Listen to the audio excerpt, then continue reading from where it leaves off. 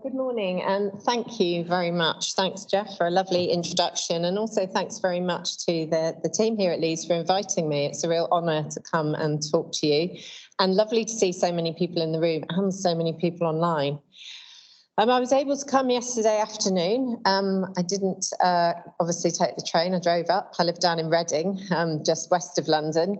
But it was so nice to come and see the breadth of ideas coming out of the poster presentations, and then also just listening through the rest of the afternoon. So there's some of you that are probably going to get an email from me in subsequent days saying, that's a really interesting idea. I know that there's some people in my department at UCL doing some work on that, and maybe making some more connections, because I feel quite, at the moment, especially in the context of higher education, that idea of what we can share, how we can work more collaboratively, it's really, really important. And particularly within my area, the area of assessment, this is really critical. So I'll get cracking because I know I've not got too long. So just to introduce you to me a little bit. So I'm in the Department of Curriculum, Pedagogy and Assessment, which is one of the departments in the IOE at UCL. UCL swooped and took over the IOE and merged us into their behemoth back in 2016. And so we're the largest faculty in UCL. So we've got 6 departments just within our faculty. So I'm the A in CPA. So I'm the assessment corner, and I've got 3 people in assessment. I'm obviously a professor of educational assessment, and you may be surprised to hear that there's only 3 of us in the country who do this. I actually think it's quite surprising that there aren't more of us. Now, I know many of you are probably thinking, yeah, Mary, it's probably not really that interesting, but I can assure you it is. I can assure you that you are all obsessed with it as academics. Students are obsessed with it, their parents are, and culturally and societally, we are obsessed with assessment. It is the single most important aspect of education. And I'm going to argue why I think that's so this morning, and why we need to rethink how we think about assessment. So obviously, please do get in touch with me. You can follow me on Twitter if you like. That's where I try and, well, for as long as I can bear it, now it's been taken over, I will continue to tweet and discuss things about assessment online, because it is really useful. As Jeff said, the other thing is this isn't all going to be about technical nature of assessment or any of those things, because I am more of a philosopher of education. I started my career in education in policy. I'm not a teacher by trade. So I've done lots of work in exam boards, Department of Education and other research-based organisations before I went into academia. So I'm annoyingly got both ends. So I'm reasonably good at dealing with the stats and numbers, but now I'm much more interested in philosophy, in ethics. So I write quite a bit on the ethics of testing, the ethical nature of assessment and what it means to us. So what's today going to be about? So today's going to consider 2 of the key issues raised and addressed in my book. And Jeff said rush out and buy it, but the other side to this is if you go onto the UCL Press website, you can download it for free. It's open access. I purposefully wanted it to be open access because I didn't want it to be one of those books that sold 15 copies. I'm trying to do something to substantively change practice in thinking about assessment. So I want people to be able to read bits of it and think about it and use it. So please download away. But obviously, yeah, it's always lovely to have a copy, isn't it? So, you know. In the book, I cover a range of different issues and narratives. But the central one is about trust in assessment, because we all talk about assessment as if we have a shared understanding of what it means, but I don't think that we do. So today I'm going to talk and explain some of the current issues that I think are impacting people in how they engage with assessment. But specifically, I'm going to focus on one area of assessment. So when I talk about assessment, I mean everything we do to collect some kind of evidence about learning on which we make some kind of judgment. And I don't mean that necessarily that we give it a grade. What I mean is that we make a judgment about it as an educator, or indeed as a student ourselves, if we're reflecting on our own practice. Okay, so that's what I mean by the broad term of assessment. Within that, there are lots of other types of assessment, one of which is testing. And that's the thing that is at the heart of where I see the biggest problems in assessment. We are obsessed with testing, we're obsessed with grades, and with making very precise measurements and judgments about human endeavours. And the one thing I always say to my MA assessment students is the most unreliable thing you can try and rely on are human beings.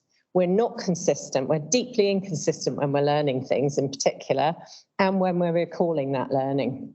So trying to pretend that there's some kind of perfect assessment out there is not true. Okay, this is a lie. And politicians will often say that this is the fairest thing to do, and I'm going to come on to that in a minute, and this is what we should be doing, and it's just not true. And I think one of the first things we have to do as educators is to keep reminding ourselves and our students that we can only make approximations about learning, we can only make judgments within certain parameters, and that's okay. It's learning to live with and be comfortable with that variance is really important for us. And it is hard. I understand that it is really hard to do. That's why within my domain of assessment, when I go to conferences and things, people don't really like talking about this stuff. Particularly the technical people don't like talking about it with me because, you know, they're saying how reliable their test is and how they've got this down to N value of. And I'm saying, but are you sure that that's an ethical approach to this issue? Are you sure that that's robust enough in terms of the impact it's actually having on the test taker? And I think we need to have more of these tricky conversations. So where does all this come from? I'm going to start with a story because I think it's always a good way to set the scene for research. So in June 2013, I was conducting some research in Finland. I know it's that magical educational place, isn't it, that we all know as being perfect. Of course, it's not either. But anyway, I was leading a project with 6 European partner universities. Some of you may remember that before 2016, we were able to apply for these amazing awards from the European Union. Who knew? Yes, that we couldn't get that anymore. Anyway, this was my last wonderful opportunity with 6 partner universities and all of us academics, and we had PhD students with us, and we all went to Finland. And we had a lovely week writing, planning, talking about our research findings. On the final day, it being June, it was uncharacteristically hot. It was that hot that we were wearing shorts, okay, in Finland. We were in the Arctic Circle, so we were in a place called Rovaniemi, which is just above the Arctic Circle. And they said in the last afternoon, well, we can do another tour of, I can't remember, it was one department at the university, or we could go to Santa's village. Now, guess where we all went? We went to Santa's village. And it is splendid, I have to say. So I went into Santa's post office, and I was sending some postcards because they guaranteed to send them anywhere in the world before Christmas, which was lovely. And I thought, well, that'd be a nice surprise to get those out for December. And I noticed there was a post room and you could go in and look. And in the post room, it was divided up by countries. And there was a big file for each country. In the files were letters from children. Okay, and the letters were to Santa. And someone in there was telling me that they replied to every single one. And she said, oh, you'd be interested, have a look at the ones from England. And I just pulled one randomly off the shelf, began flicking through it, and a particular letter leapt out at me, mainly because it was on kind of a pastel-coloured notepaper, and it was in that lovely kind of girlish writing. Sorry if there's any writing experts in here who refute this. I'm sure this was girl. It was very curly, and it had little hearts above where the dots should be on the eyes. But what caught me most of all, and I'm paraphrasing this letter now, I have a photograph of it, but because obviously I couldn't get permission from the writer for it, I can never show this. Dear Santa, what I'd like for Christmas is 10 A stars in my GCSEs. If I fail, I will let everybody down. They think I can do it and I'm scared. I try really hard at school, but I don't always get the grades I want. Please help if you can. Love, ... I was struck by 2 things. Firstly, why a 15 or 16-year-old is writing to Santa. It's funny, but it's not funny. because there's absolute desperation in that request. The letter implies that the pressure is too much, the expectations are unrealistic, and it's causing such a level of anxiety that this student is writing to a mythical figure. It shows us that educational assessment is dominated internationally by a received culture of competition now. It leads to a belief that the grade is everything, that this idea is so important now that we actually label certain assessments as high stakes because they literally carve the very shape of us. And around this circulate what I'm going to talk about today, discourses. So when I talk about a discourse, I'm relating it to the work of Habermas and the notion of how discourses help us construct a sense of society, a sense of being, and where we position ourselves and how we interpret the world. Assessment outcomes determine our careers, our access to education, our access to many opportunities, places, and socioeconomic prospects. We have evidence for all of this. We are addicted to testing as a way to characterize these ways in to opportunity. And we persuade ourselves that there's efficacy in this addiction. We keep telling ourselves that exams are fairer, tests are more rigorous, they're better than any other type of assessment, and this is what we need. And this commitment is also shown by politicians. Now, Gordon Stobart, who was Professor of Educational Assessment before me at the IOE, he always talks about the notion of assessment being a social activity, and he's absolutely right here, but it's also a deeply political activity. And what we have to remember in this country is that much of the culture comes from what happens in schools. What happens in universities reflects often what happens in schools. You and I are all dealing with the results of student school education. So when they come to us and we start, as many of you were showing yesterday, we've got these really exciting ways of assessing and thinking about assessment, reframing assessment. They're kind of like, that looks really, really difficult. And actually trying to invoke some kind of change is really problematic because also they've been told these stories. This is the broad discourse about assessment in our society. That you need exams, you need qualifications. They have to be rigorous. They have to be separate from school. They have to be led by awarding bodies. They have to be standardized in particular ways. They're the fairest form. This is an argument that's put forward all the time. And particularly during COVID, we saw this, didn't we?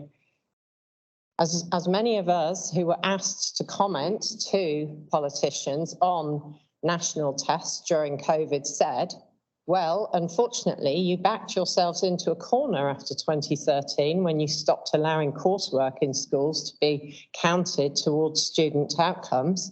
You're now stuck in a position where we can't have people going in to sit their exams. So what are we going to do? We're going to have to trust the teachers again. We're going to have to ask educators and teachers to make decisions about how well they think their students are performing. So this is all part of this commitment to testing, as I call it. And the outcomes of these things really matter. And I feel it's time we have a very honest and open conversation about practice, and the time spent is really important to challenge some of the misconceptions that are emerging in public settings. So when I say my expertise is in educational assessment, and I don't go around announcing this to people, by the way, I mean, it's if someone asks me, okay, I'm at a party or whatever. Usually the response is a kind of scarcely disguised yawn or a barrage of questions about why exam standards have fallen and why their child didn't get into X university or X school. Notwithstanding that people seem to think that assessment's not very interesting, it preoccupies a massive amount of public interest. You only have to look in the newspapers weekly. You will always find news articles in the education press that relate to some form of assessment, but usually it's some kind of testing. We have this kind of love-hate relationship, don't we, with the whole idea of it. We enjoy certification and we enjoy the selection and the results of standardized tests, but we also seem to deplore the extent to which those things label us and label our students. And despite there's loads of evidence that we have suggesting that a range of assessment methods, particularly those based in classroom practice, and particularly those that are well written about by one of my former professors of educational assessment too before me, Dylan William, this whole idea of formative assessment, the notion of the fact that we know that it improves motivation, we know it tells us more about student learning, we know it tells us more about ourselves as teachers. When the chips are down, we always revert to type. We revert to, okay, you know, we need a test result. We need a judgment. We need a single outcome. Now, these behaviours aren't unique to England. I'm not saying we're doing everything terribly here. I've done research in the last sort of 8 years in Canada, in Kazakhstan, in the state of Georgia, in Slovenia, in Hong Kong, China. Grades are king wherever you go. Testing and examinations are king. Well, sometimes people say, well, so what? 'Twas ever thus, wasn't it, Mary? It wasn't. The culture and the stress placed upon students in particular, both in school and in university, in terms of their perception of success and how they characterize that based on the grades they get, is a very, very new phenomena. I would say only really emerging in the last couple of decades. And it's because we've become more and more obsessed with exam results, because it is part of a wider cultural issue of promotion of competition. We've actually kind of started to skew and deform the notion of what it means to be educated and what the purpose of education is for. Some of my philosopher colleagues actually say that they believe that high stakes testing and the stress it puts on young people is actually a form of child abuse. I think it can be abusive in its worst case scenario. But the thing that might surprise you at this point is I'm not against testing. I'm not going to say we should get rid of all tests. Okay, testing is really, really useful in the right place. There are certain subjects, there are certain things that need an exam, that need a very prescribed test. It's the best way to do it. But I think it's our reliance on the fact of deciding that one outcome based on one situation is a good enough characterization of success that leads to children describing themselves, and there's research on this, as a number 4 or an A or a nothing. I've heard children say these things in classrooms to me. Oh, I didn't do that well in that, so I'll be a nothing. I'll never be able to do X because I could only achieve A level X. And on and on. This is a new phenomena of recent decades, of recent policy change. And to me, as an educational philosopher, it's doubly horrific because this isn't what education's about, is it? Now, I was saying to you that one of the things I'm really interested in is public messages about assessment. And that all stemmed from this. For the younger members of the audience, the picture on the left is what we used to call a phone box. And, and when I was a youngster, you would go and queue outside these in the evenings for half an hour to phone your boyfriend or your mum or whatever, only to find that they weren't in and you could stomp home in a fury afterwards. But this is phone boxes at the end of my street, and I live near a really big comprehensive secondary school in Reading. And one day I came home and a new advert had been placed in the phone box window. Now, I hope that you can read that, because the one on the right is the scan-in. It's from Berkshire NHS Mental Health Services. There's a thing called the Little Blue Book of Sunshine. What I found interesting about this when I first saw it was I thought, oh, that's good. They're doing support for students in school. That's great. It's well placed. It's near a secondary school. Students would be interested in that. But then I looked at the list of things the students should be worried about, as I call it. What I think is most interesting is that the first thing on the list is exams.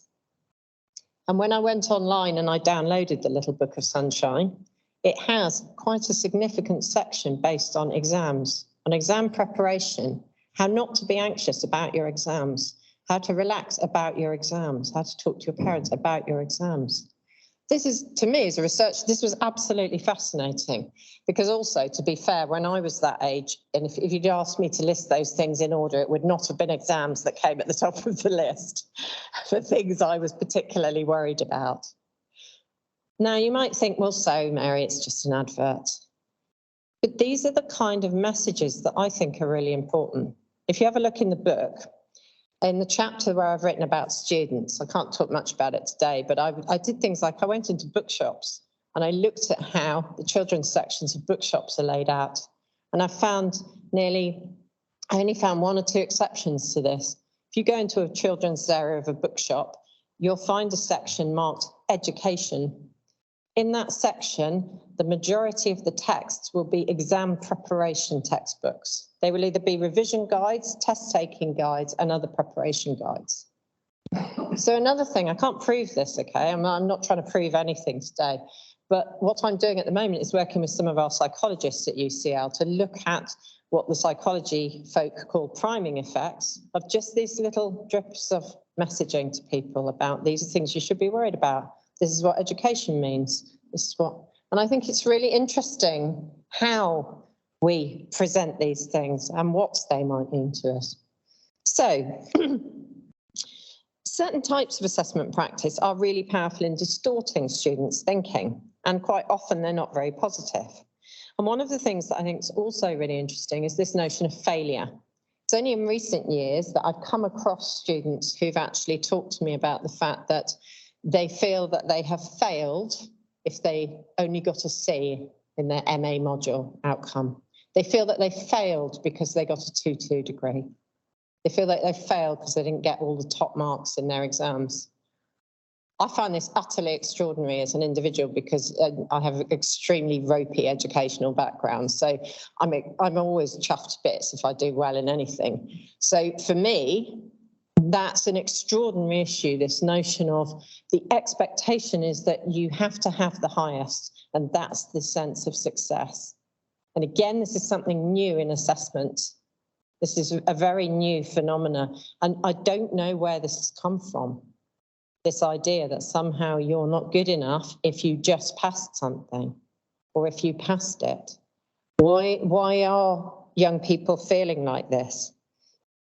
We know that the difference between pass and fail is a whole different issue of a real fail. Harry Torrance, who's a professor at Manchester Met, wrote a lovely paper about this in 2017, and he says that passing and failing exams not only defines individuals as successes and failures in education, but most importantly, it establishes a legitimacy of an idea about being an educational success or an educational failure that stems from this one experience. And that's the really important bit, is about how the emphasis gets placed on the assessment experience. That's my opportunity. If I fail that, I'm going to fail everything. I'm never going to be a success.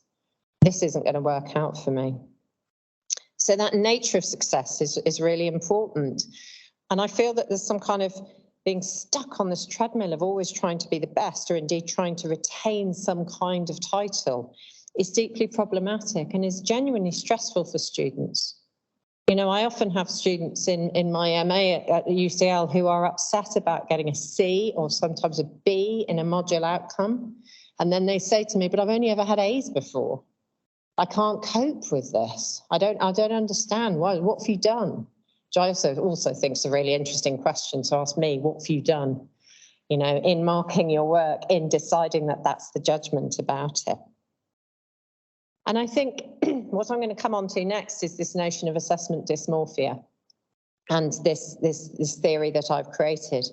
Because I think some of this concern about success in students and this concern about what's right and what's the best comes from their lived experiences, their lives now, and it relates to a way of living that is infused with advertising, with imagery, with ideas through social media influences, and this kind of landscape of virtual lives that are lived in online settings a lot of the time.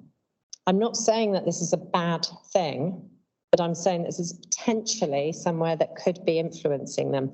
I was really struck yesterday and fascinated by that presentation about doing research into social media and students' ideas about social media.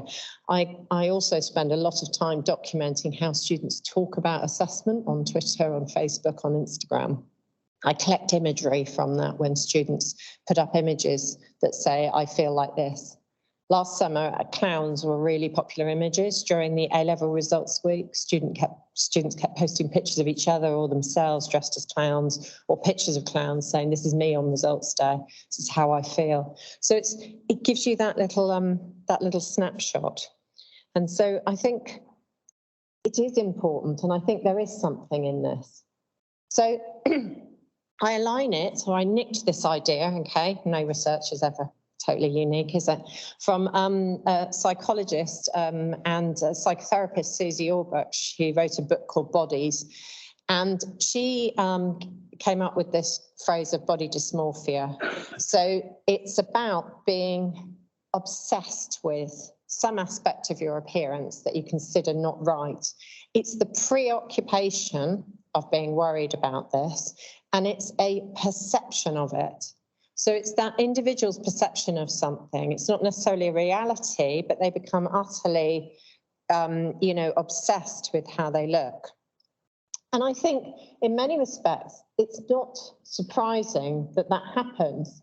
Because, for example, I was just talking with some of the younger members of my family, and we do that thing, where you get your phone and you can, change your gender, or you can, whatever, take a photo of yourself and adapt it, change it. You can have fun with it. But it's also that notion of a lot of this imagery that's not true representations of people is appearing as part of their lived experience, is a part of engaging in social media, engaging in online lives. It's very hard to escape from this. Even as a middle-aged woman, I find it disturbing sometimes at images coming up that how I'm supposed to look. Or I was joking last night with someone, about how's a professor supposed to look. After today, go away and Google professor and images. It'll take you about 2 pages to get to a woman for a start. And and I don't have a beard. And I don't have, what was it we said last night? A tweed jacket with patches and a pipe. So, so these expectations of how we should be are very, very defined. But I think this emphasis and this kind of the norm of expectations weighs very heavy on young people now. And again, it's always been there, but it's not been there in quite the pervasive way that it is. And you haven't been able in the past, I was certainly as a teenager, wasn't able to manipulate my whole image in the way that something like this would look like. So I often think it's not hard to feel challenged about your appearance. So why wouldn't this seep into your ideas about yourself as a learner? You're doing all these things, you're developing as an individual, and you are taking examinations that are going to define your life at a really critical developmental time. And so looking at the psychological idea of body dysmorphia, I started to think, well, what does this look like in terms of assessment? And I think it shares some of the characteristics. This notion of someone who's preoccupied with thinking and worrying about test results all the time. They're constantly comparing things. Their self-perception relates to success and failure. They only see academic success as achieving the very highest grades. They believe that their life opportunities will be determined by test results. And the research tells us there is an element of truth in that final one. Yes, of course we know that. We know that doing well in exams, that getting a good degree, going to the right universities, etc., will improve our earning capacity, will improve our life chances, does give us some legs up in social situations, etc. But it's not an absolute, and I think that's what's really important here. And I think that these broad discourses from the worlds in which students inhabit tell them that high grades are imperative. And I've also collected data from parents and family members too, who feel the same way. They can all feel part of this competition, part of this must do better, must get the higher grade, must always achieve higher. Educational establishments do it too. We all buy into it too. We buy into what I call discourses of doom or desire, where we present high-stakes examinations, the structure of our curriculums, in schools in particular, the focus on revision, on practice, continual messages about preparation. There's some lovely work from a researcher called David Putwain about what we call fear appeals, actually making students frightened about failing so that you try and motivate them to work harder. And that is a thing that does happen. And I'm not saying here that academics or educators in anything are doing this maliciously. We ourselves are caught in a cycle of pressure, and a lot of that aspect of assessment and wanting students to achieve or trying to make students achieve more is down to pressure politically and that whole ingrained notion of accountability too. We know that this is linked to school success because the way that our education is structured, the way our institutions are ranked. I know that Jeff had to head off this morning and he said, I'd like to stay. I mean, he might have just been being nice to me, but he had to go to a meeting about the TEF. I had my meeting about the TEF last week at UCL. You know, and these frameworks, they're accountability frameworks, they're structure frameworks that we're all stuck within, and we know we've got to try and achieve certain levels. Thank you. But I think this needs challenging. I think the rhetoric needs to change. I think we need to have better conversations about what failure means, about what success means, and how do we do this, and how do we understand it? Well, one of the things that I think is very underplayed, and it is a fairly new area of assessment research, is the notion of assessment literacy. So the idea that being literate in assessment has a real potential to challenge all of these issues we face is really important. And I also think it can help us to unpack some of the more difficult areas of assessment, such as understanding what standards are, defining standards, and being able to sit with that notion that I talked about earlier of error, of misinformation, of the problem that sometimes we are human beings, we will not get it all right. So introducing assessment literacy across all phases of education has several effects. It can improve broad public understanding, but it will also help students in their learner identities. And I think that's really important, helping students to think about, who am I as a learner? How literate do I feel? So I do literacy check-ins with my MA students to do with their assessment, to do with how they see themselves as a learner. And I think those are really important because I'm proposing a new discourse within assessment. And what I want to do is start within education to look at ways that we can reframe how we think about assessment and its role in our role as educators and as students. So I want to think about developing discourses of confidence, thinking about developing confidence in assessment systems, both within and beyond formal settings, and also discourses for reshaping, to reshape, move away from that dysmorphic view of assessment, to create evidence-based understanding of assessment, to support change in policy and practice. Because as I said before, when you take quotes from people such as politicians like Michael Gove, you know, who say things such as exams are the fairest way, and that message keeps being repeated, it's infuriating for those of us who work in assessment because we know it's not true. And so we need to think how we talk about assessment, the words that we use. There's a time now to create a new narrative of success. And also, I think really importantly, to invest in educating educators, so teachers, lecturers, everybody. In higher education in particular, I think it's a minefield assessment because we draw in experts to teach, we draw in enthusiastic individuals who are all brilliant at what they do and may well be brilliant teachers.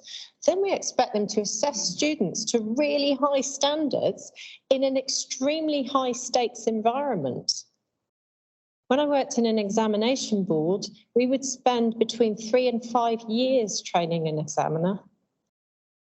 I'd be interested to know, if we did a vote today, how much assessment education lecturers or tutors in the room here today even have had, depending on, over your career thus far.